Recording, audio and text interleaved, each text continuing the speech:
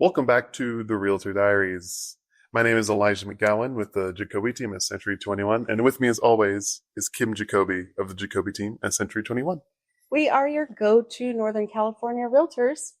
If you have a real estate story that you'd like to share and have us talk about on this podcast, we'd love to hear from you.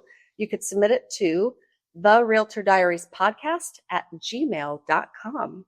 And please subscribe to our YouTube channel. And if you're listening on Spotify, follow us. Thank you so much. Today's topic is about the future of real estate. Mm-hmm. And so the way we did it this time is we started by taking it to the streets to get somewhat of a view of what people in the public were thinking would happen in real estate. Yeah, like with home prices, interest rates, like what do you think is going to happen? Yep. And then we got an expert opinion. So let's start by hearing what people have to say about it. Do you own a home? I do not. I do own a lot of property, but no homeowner. Okay, Tyler, do you own a home? We do. We own a mobile home. Oh, awesome. Yeah. Do you own a home? I don't. Do you plan on buying or selling in the next 5 years? No. Do you guys plan on buying or selling in the future, like 5-10 years? Possibly. We've talked possibly about selling our mobile home at some point, getting a piece of property and then building on it. Oh, that's awesome. But just piecemeal. Just like buying, saving money and trying to buy materials and build as we can. Do you have a timeline for that, or not really? It's kind of... No, we're Christians. We really trust everything to the Lord, you know, and so it's His timing. We try to be content with what we have and then just yeah, go it from comes there. when it comes. Absolutely. Yeah. Do you plan on buying a home in the near future? Ideally, I would like to. Awesome. When do you see yourself buying a home? I would hope within probably the next 7 years.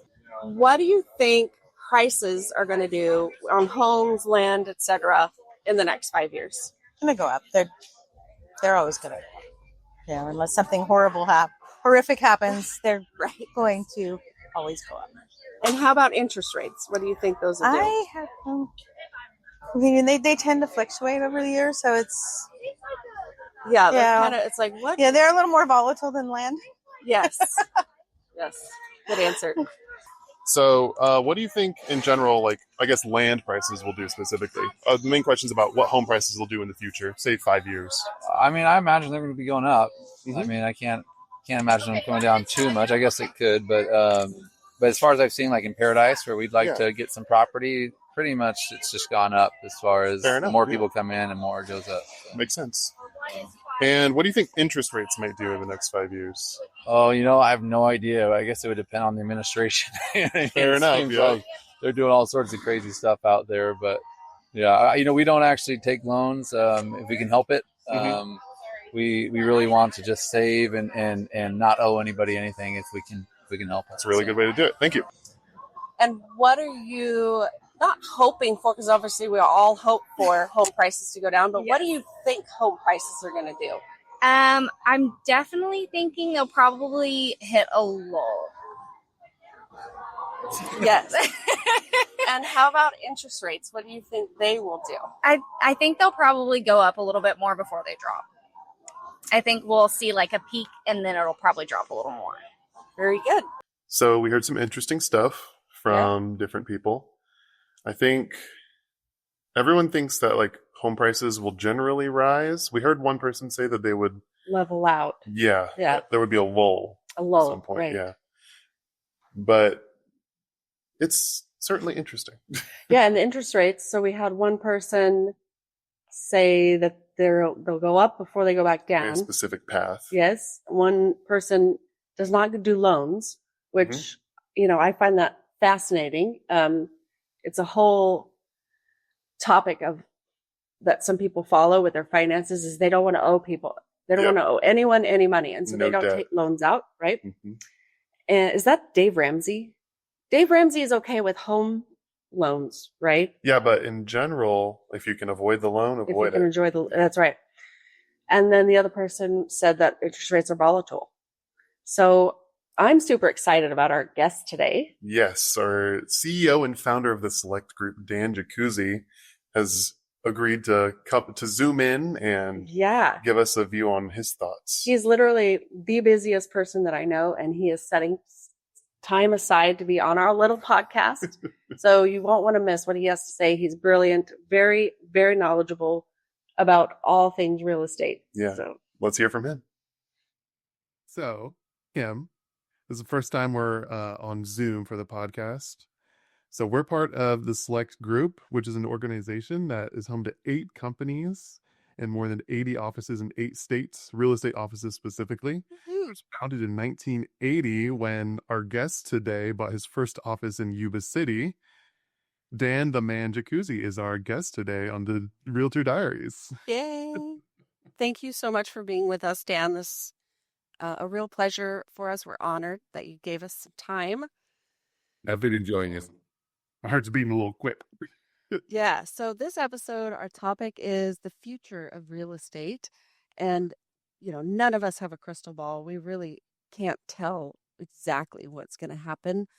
But you are very educated on all things real estate related. And we've heard you share your thoughts and things before at our yearly summit conferences, and you give us kind of the state of Select. And so we are going to jump right in.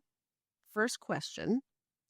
What are your key predictions for home prices over the next 1 to 5 years? Like, do you foresee continued appreciation, a plateau, a correction?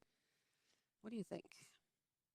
So I actually think we will have a modest correction over the next 12 to 18 months.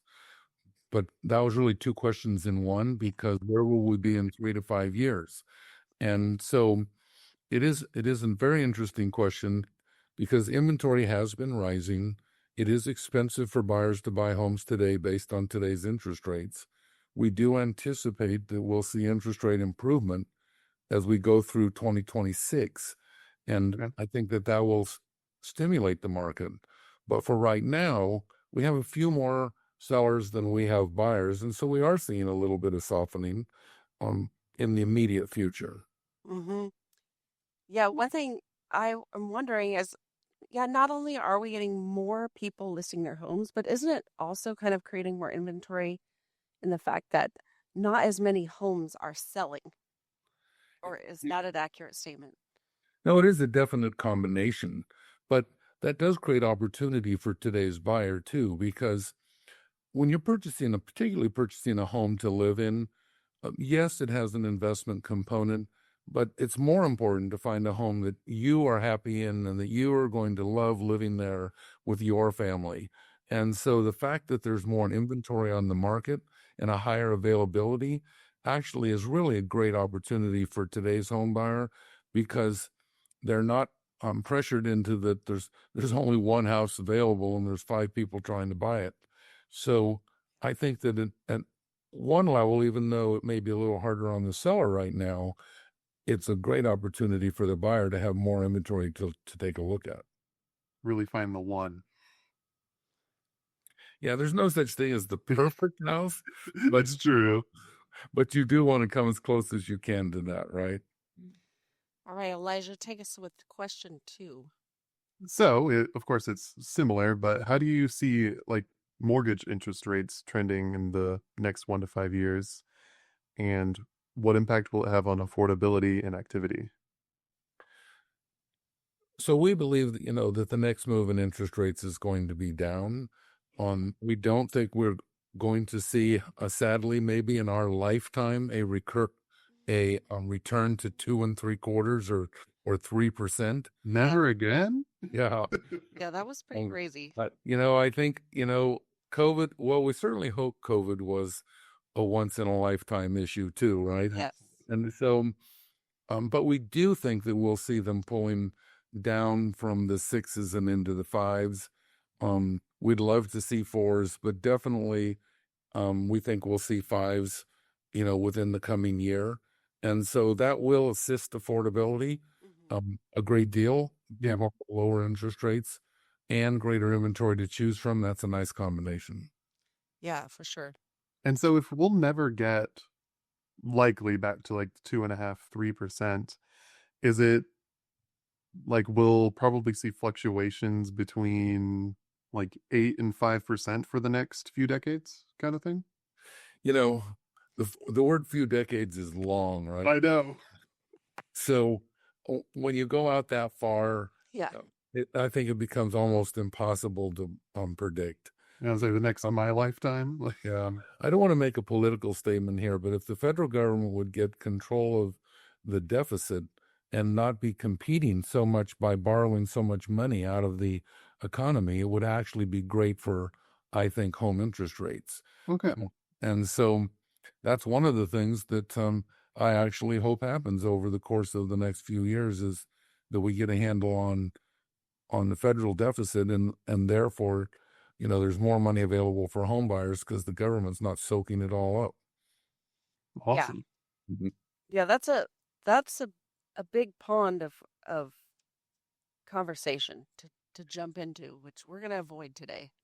Yeah, we don't want to make a political comment, and that hopefully was not a political comment. But it is a comment about interest rates, because all of those things factor together. Yeah. And for interest rates. So let's take it to a practical level for our listeners.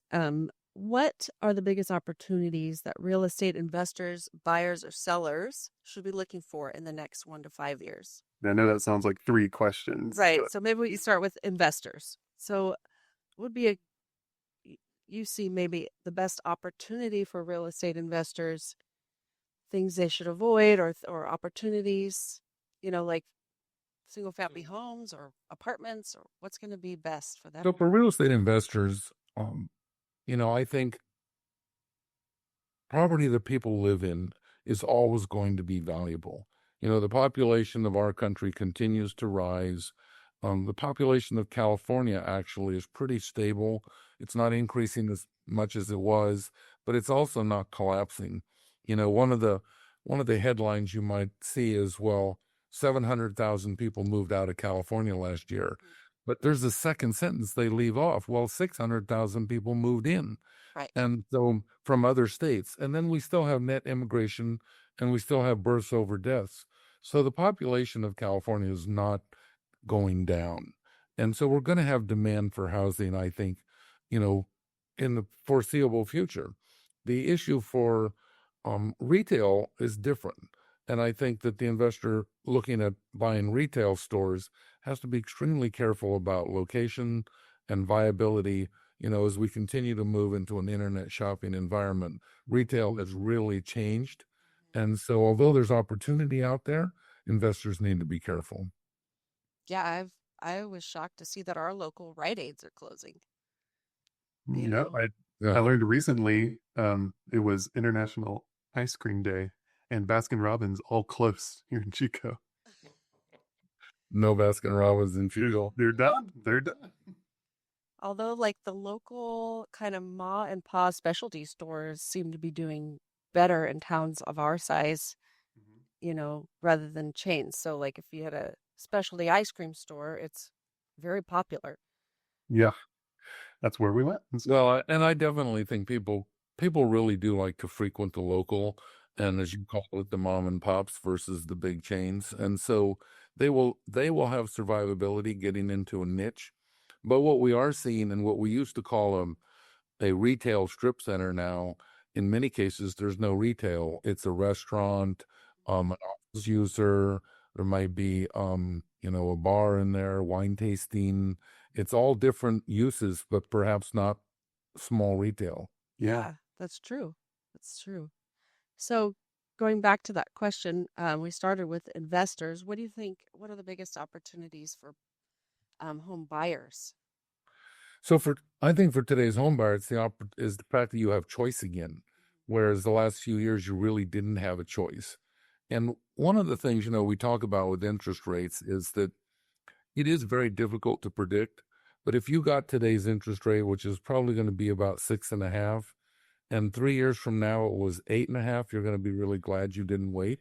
But if it drops from 6.5% to 5.5% or 5%, you're going to refinance and get a lower rate.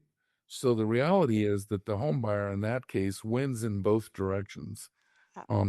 So, we say to people, if you find the right home for you and your family and the payment works, go ahead and buy it. Yeah. I mean, this topic of choice, the buyers have choice. Like 3 years ago, 4 years ago, the buyers that I was working with, every house that they liked, we wrote an offer on, and there would be 5, 6 other offers. They were writing way above, like 5% or more above asking, no contingencies. And we're just not having to do that anymore. Buyers can write oftentimes at asking and keeping all their contingencies in place. So it definitely is better for the buyers. I think without question. And we believe it's important actually to have the contingencies in place. It was dangerous for buyers to write offers on homes and waive all their inspections before they've actually had any inspections. That's right. It's nice to get the inspections and truly understand what it is that you're buying. And if those inspections uncover any problems, it creates an opportunity for your realtor to renegotiate on your behalf and have the seller either make those repairs or adjust the price in order to allow you to make those repairs. And so in that regard, buyers definitely have more opportunity than just a couple of years ago. Awesome. And then briefly, do you want to talk about the biggest opportunities for home sellers? For home sellers, I think if you've owned your home very long, you've made a lot of money. Home prices really skyrocketed during the pandemic. And so if we're seeing a little bit of softening at this point in time, home prices are up 35-40% from 4 years ago. So if we say that they pull back 5%, you're still probably 30% ahead of where you were 5 years ago. Wow. So, I would say to the home seller, don't lose sleep over the fact that maybe you're not getting quite as much as you could have gotten 6 months ago. You're still doing very well for yourself. And the house that you're moving to buy, you're probably going to get a little better deal on that one too. So it all works out in the end for you. Very well said. Awesome. So keeping with like the kind of looking at the larger picture, and I'm actually really interested in your take on this. Are there specific regions or like types of properties that you think are kind of staged for significant growth, or even like will face potential challenges in the next 1 to 5 years? Well, one of the biggest challenges that we're dealing with right now is fire insurance. So yeah, when you get out of the urban area and more into the rural communities, 5 acre, a nice home on 5 acres in the hills above Chico now, the fire insurance has gotten very expensive. And that actually is impacting home values in those markets because a buyer only has so much budget. And when they have to spend 3 times as much on fire insurance, it's going to affect their ability to make a mortgage payment. And so I think one of our greatest challenges today is the fire insurance in the rural communities. And we hope to see some solution on that, but we don't see any silver lining on the horizon yet. Yeah, that's a particularly difficult situation. I mean, we saw a stat on our podcast recently where over 80% of new construction is in high fire zones in California. Well, and that's partly because they've expanded some of the high fire zones. Yep. That is true. But I think people are getting smarter about it. If your back fence backs up to a grassland, it's important that they, plow a big barrier behind you. Mm-hmm. We're seeing much more forest thinning and forest regeneration.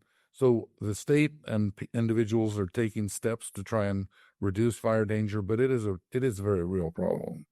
Is this affecting people buying second homes? Because a lot of times people who buy a vacation home or a second home tends to be in the mountains or, somewhere where maybe the fire insurance is going to affect that. Is this affecting the vacation home industry? It perhaps is creating a little bit of a lid on prices once again because it's an affordability situation. Mm-hmm. somebody has a certain amount of money in their budget for a new home, and they, particularly the home buyer who's taking out a mortgage on that second home. Now, our company also has offices in markets where practically everybody's paying cash. And in those markets, there's to some degree people want what they want and they just go ahead and do it anyway. And so those markets are not as affected, if you will. But the mid-priced second home is where the greater challenge is. Got it. Okay. How much emerging technologies shape the how might let me try that again. How might emergency technologies Emergent technologies. Okay. How is AI going to shape the real estate industry in the next, handful of years? Well, it's in a lot of interesting ways. It doesn't necessarily change your house, but it changes home design, for instance. We will be at a point in the not so distant future where you could talk to AI and tell them, I want 3 bedrooms and 2.5 baths, and we'd like to have 3 bedrooms with the master on the opposite side of the house and an office. And could you create 2 or 3 floor plans for me? And AI could just do that, right? Yeah. So we definitely will see things like that occurring. Realtors are already using AI in writing property descriptions. Mm-hmm. We will definitely see AI in our jobs. But as far as the home that you're living in, I don't think that it has a lot of impact, other than the fact that if you have an older home, in many cases, they were built before the electrical needs of today's homeowner existed. So we are seeing in some of the older houses a need for some upgrades on electrical panels and electrical wiring in order to accommodate, today's technology.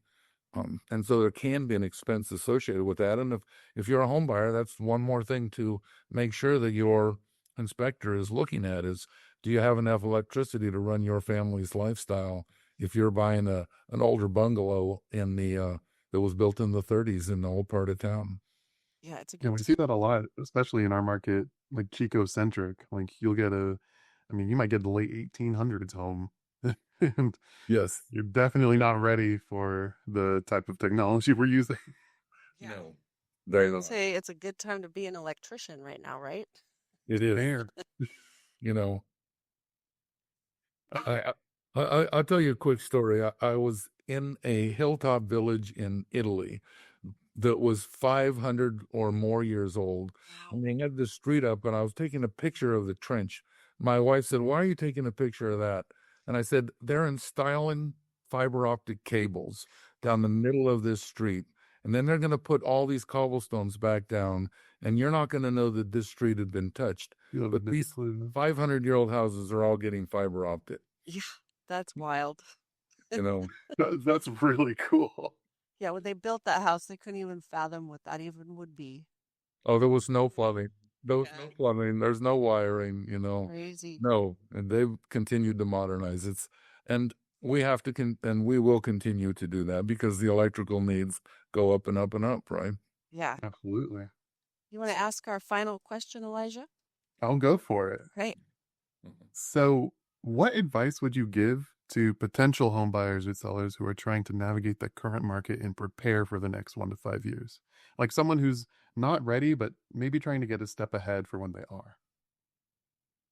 So reduce your debt and save your money, adjust for the fact that you may pay more to be a homeowner on a cash flow basis than you do to be a renter. Mm-hmm. But one of the things that I think sometimes people forget is maybe I'm paying $2,000 a month to rent the house, and if I was buying it, it was $2,500 a month, but perhaps $500 or $600 of that payment is going toward reducing my principal.